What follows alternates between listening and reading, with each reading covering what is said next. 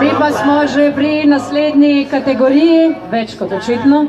Namreč moški pari, 10 je letos, prva med njimi sta Biciklus Team.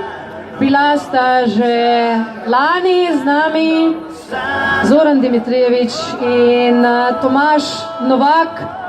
Direktor je rekel, da morata uživati, a bosta? Kje bosta najbolj uživala? Za tisto v kombiju, tisto me ne zanima. To se klipate. Ja, več celo pot bomo upam, da uživali, da bo kaj čudnih stvari med potjo. Kako sta si razdelila klance pa doline? Nekomerno. Enakopravno, enakomerno. Pa z vama ne grem jaz v ekipo, ker jaz bi se bolj dol vozila, ko pa gor. Letos sta malo spremenila priprave, trening?